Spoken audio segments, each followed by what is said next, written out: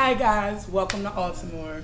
You guys might know me from Stigmatized Radio, but we are growing, so we are now moving along in life. We are all creatives here, and we're making sure that everything is everything, and we're going to show love more than anything. We're moving past stigmas, we're moving past whatever agendas we are in Baltimore so we can be a better community, a bigger space. We are here today with someone that is a culture shifter. If you don't understand, you will understand by the time we are finished. She brings together culture, art, music, creativeness, food of all things, and this wonderful, wonderful restaurant that she built on her back, and it's like literally built on her back. We are here today with the illustrious Elisa Milan. Hey y'all, hi, thank you for having me. Yo, I'm beyond grateful for this because like I've been trying to get you for like every podcast I had, but this one is like, it was like timing is everything.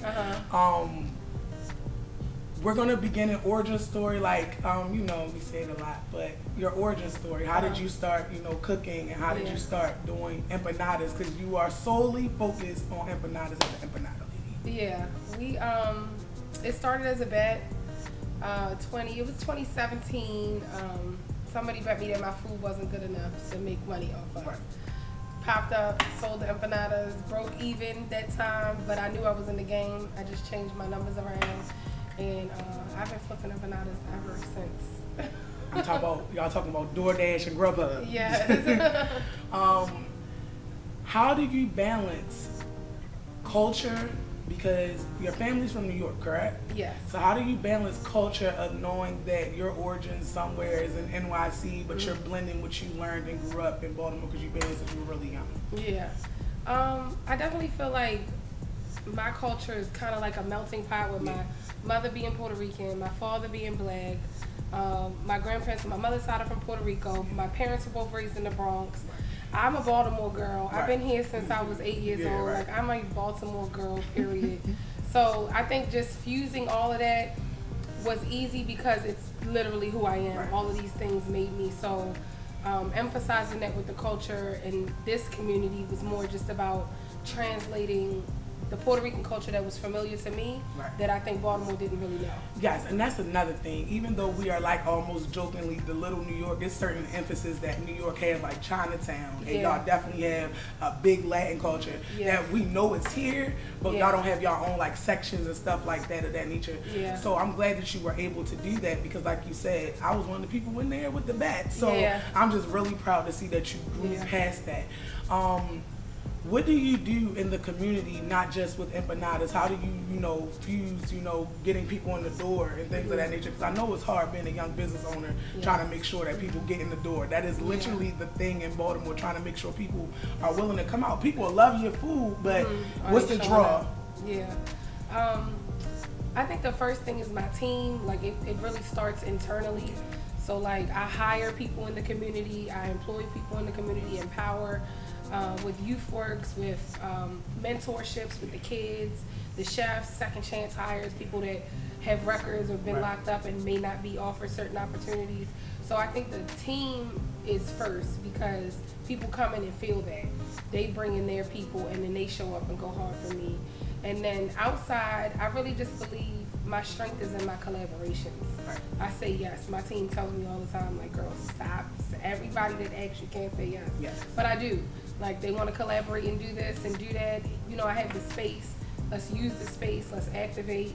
We go further when we go together. So a lot of pulling it in is people know that when they come to the Empanada Lady, they're not just supporting the Empanada Lady. They're supporting the artists on the wall, the podcasts that come and record, the chef in the back, all of our partnerships. Definitely. You done had the likes of Alvin Green here, who I'm soon going to interview as well. Yeah. You've had the likes of Jess Hilarious herself in here. Yeah. You done had the likes of Isaac Loyal in here. You done had a lot of people, Desi. Tim Trees, a lot of people have been in here. Yeah. You done take movies in here, you done take commercials in here. Yeah. So I'm just really, really like grateful, that you taking the time to sit down with us. Yeah. Where do you see Empanada Lady going in the future? We're gonna be big. I'm gonna get food trucks. We're gonna franchise the food truks. We're gonna do another location that'll be carry out only, not a full service bar, more like fast food nadas. Similar to how you had North Avenue a little bit. Yeah, we're gonna let this be the big one, do another one, but scale it back so we can keep the momentum. the food trucks and frozen distribution.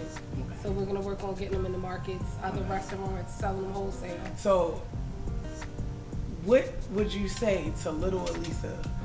Like, what would you really say to little Elisa? Because, you know, like, on a scale of everybody that interviewed you, I'm somebody that's really close enough to you to even feel that for you.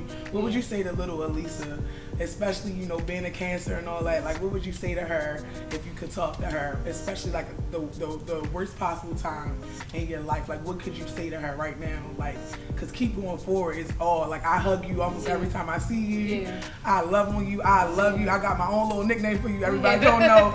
So it's like, I'm just like really, really excited for you. Like, it's all love. When I can't get down here, it's because I'm being a mom. That's about it. That's the only reason why. But what would you say to your little self, your younger self, if you possibly could, especially being a creative? Because this started in a space where you were with creatives. You weren't just doing cooking. You were where you were around art and around music, doing your own podcast. So what would you say to your younger self? I think I would just be like, it's gonna be okay. Younger me didn't see this future, you know, getting pregnant young and the situations I was in, the abuse at home, like those things never led me to believe I would end up where I am today. So kind of just like that reassurance of like, it's gonna work out, stay the course, you know, and just do the work.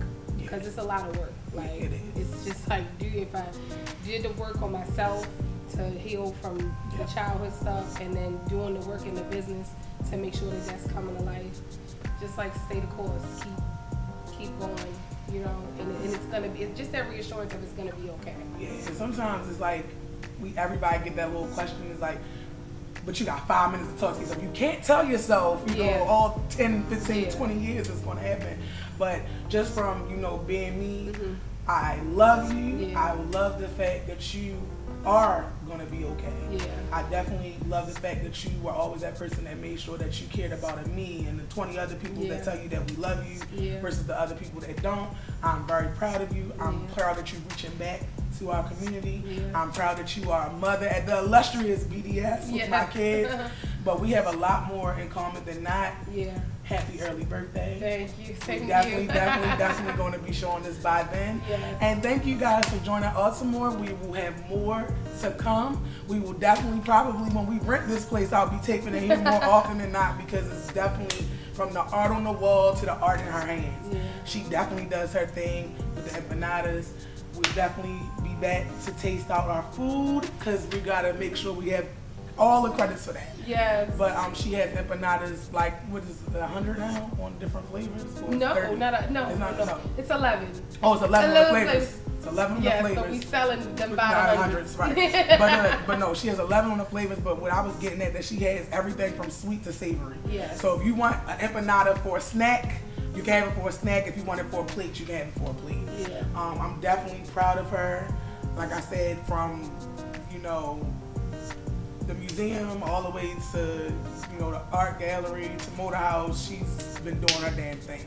So definitely we'll be back, and we're definitely gonna come back when you're doing food truck and stuff, because we're gonna stalk you. We're definitely gonna stalk you. You guys, if you ever want to come down, you know, you just pass out the information so they can come down and actually support. We are at 10 South Street, downtown Baltimore, just blocks away from the Inner Harbor. I am the Empanada Lady on Instagram, Twitter, TikTok, all the things. _Empanada_lady, and the website is theempanadalady.shop. Thank you.